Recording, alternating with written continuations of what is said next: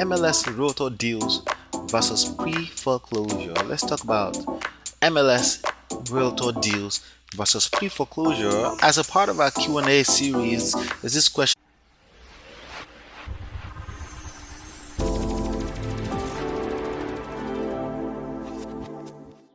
This is Ola coming to you live from my myEmpirePRO studios. On this episode, we're talking about MLS Realtor deals versus pre-foreclosure. Let's talk about MLS Realtor deals versus pre-foreclosure. As a part of our Q&A series, there's this question that came in and I want to take my time, a few minutes of your time to answer it. Hopefully it helps you. The question goes, got an offer accepted by Realtor. Realtor is asking for proof of funds. What's a good strategy at this point? I'm thinking of JV'ng with someone I know who can provide such. Any suggestions? Alright, so this was posted on a forum somewhere. Here's the deal. Proof of funds. Proof of funds are everywhere. All you have to do really is just call a few transactional funding people and they will get you proof of funds. Okay. Proof of funds is something that simply say you have access to a couple of $100,000 or whatever the money you need to purchase the property. As a matter of fact, you can Google proof of funds and there's a ton of hard money lenders out there that will automatically spit out you just fill out a few forms, they collect your name as a lead and then they give you proof of funds. There are many of them out there. Just Google it, okay? But here's what I want to tell you, okay? The real reason why somebody is asking you for proof of funds here is because you're not dealing with a motivated seller. Okay, you're not dealing with a motivated seller, and that's why the title of this video is MLS Realtor deals versus pre-foreclosures. Okay, when you're talking to realtors, for the most part, most realtors are not marketers. They are supposed to be marketers. Okay, most realtors are people who want to tell you what's legal and what's not legal, and they're not even lawyers, right? Because when they go to that real estate school, what they teach them for the most part is the laws of real estate. They teach them encumbrance, encroachment, crazy big words, law, legal, titles, whatever. How do I know? Because I was licensed. Okay, so they teach you all the terminologies, domain, police domain. I don't remember them right now because it doesn't matter, But the key thing I want you to note there is that there's some things you need to learn that are money making knowledge that you need to learn.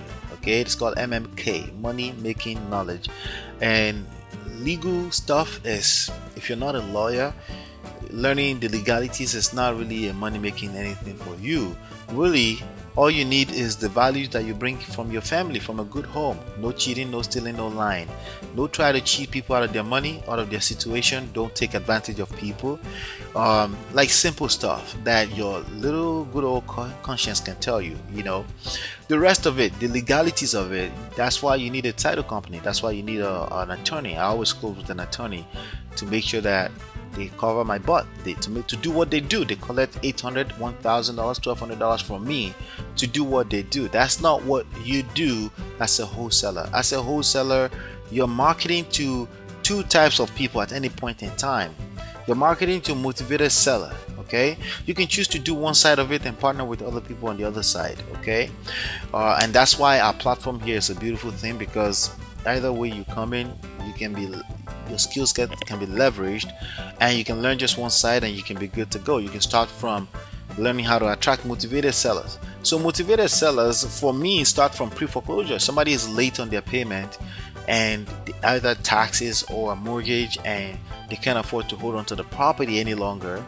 That's my cue to come in and help them by offering to purchase the property out of their hands. Sometimes they have equity, sometimes they don't have equity. It doesn't really matter. If they don't have equity in the property, then we go after negotiating a short sale with their lender. If they have equity in the property, even better. We can just give them enough cash to move on with their life. They don't want the property, they don't want to deal with the headache, they don't want to list the house on the market, they don't want to stage it. Your marketing skills comes in place when you market strictly targeting those type of people, and there's a way you word your messages, starting from something as simple as we buy ugly houses, no conditions, no problems. I mean, bad conditions, no problem, things like that. That's where you want to spend most of your time marketing specifically to those type of people. If a realtor is going to represent a seller, they need to be feeling that heat. They need to be in a hurry to want to sell the property. If they are, they will be less strict on what they ask of you. For example, proof of funds. Anytime I've had to go provide proof of funds, I can find it. Every time I've had to provide it, the deal never closed, because in the first place I'm dealing with a non-motivated seller or a realtor who doesn't understand the game of wholesaling. Okay, these days realtors who are smart are starting to wake up to the idea of wholesaling. It's another income stream for them. It's a legal, absolutely legal way for them to make money, as long as all full disclosures, as long as they let all parties know that they are in fact licensed as an edge over everybody else, right? As long as they let people know that, then it's all good, right? So realtors are, for the most part, you don't want to be negotiating with them. You don't want them asking you for, hey, this type of deposit, hey, that. You don't want to engage in such conversation. You're engaging in one-person conversation when you're supposed to be marketing to 100 people, 100 persons in 1 minute. So get what I just said. The idea here, if you're going to be a successful wholesaler, you have to be able to communicate with 100 people in 1 minute, 100 persons in 1 minute, versus spending the next 100 minutes with one person. If you do that enough time, you get frustrated out of the business. Okay, the key thing here is to learn how to market to the mass, and then you learn how to build a funnel that will filter out the most important part of the game, the people you can serve most. Those people will pre-qualify themselves through your funnel. We call it the sales funnel, leads funnel, whatever you want to call it. They will pre-qualify themselves through that funnel. Okay, basically they become a lead by filling out the form. You have a conversation with them. They like what you're talking about. They say, you know what, this is a fit. You send them a contract, they sign the contract. You take that contract, you market it to funnel to channels where there are cash buyers, and then you get paid. All right, so do you want me to repeat that? Okay, you market to motivated seller, they fill out a form. Okay, the form, you call them back to verify what they filled out in the form. You say, hey, this is how this works, and then they sign your contract, because they don't want that piece of junk anymore, right?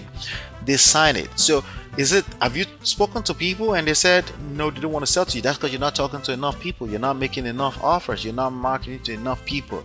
There's someone out there who owns a house, right? That's the avatar. That's the person. That's the ideal person. They owns a house. They don't want this house. Maybe they inherited it. Maybe they owe too much on it, which is why I love pre-foreclosure, which is why this is about how to wholesale pre-foreclosures, right?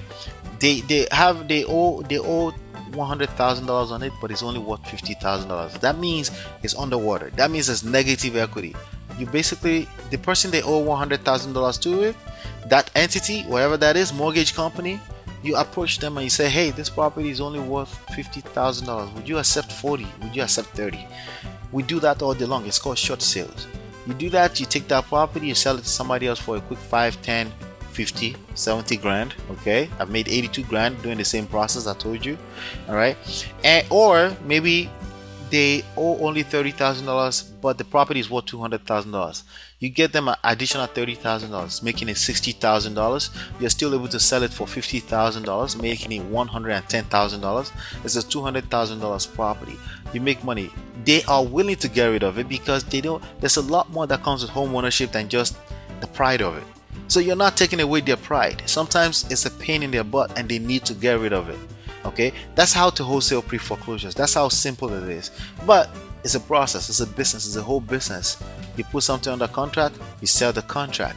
How contract with who? You need to find these people. That's marketing. That's the hardest part of it, right? I can teach you all the theory there is to know about how to do it. You can figure it all out, you can Google all that. People say, oh, you can educate yourself on YouTube University. Sure, you can educate yourself on everything else except marketing. Except the actual act of marketing, the heart and science of marketing, so you can fill up your pipeline and be able to do what you're learning on YouTube over and over again, which is where money comes from. People is the third pillar in this game. The third pillar, you don't have people, you don't have money. You're not going to make money. It's just not going to happen. Does that make sense? So you got an offer accepted by a realtor. Of course they accepted the offer because probably your offer is too high already. Okay, like you said, okay, you didn't say that. but Realtor is asking for proof of funds. Well, why wouldn't you have proof of funds if you're going to give an offer that's accepted? Find it. Talk to a bank. Find a hard money lender. If it's such a good deal, people will get you proof of funds. Like I said, Google hard money lenders or transactional funders. They will get you a proof of fund. Many of them will probably buy the house from you if it's a good deal, right?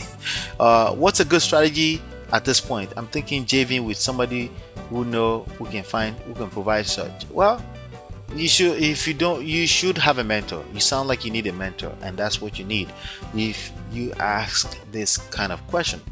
So speaking of mentorship, mentorship doesn't have to be a person, it could be a book. I do have free books here for you.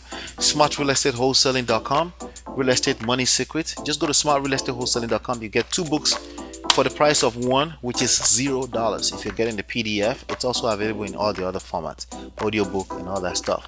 Hopefully you've been enlightened, educated.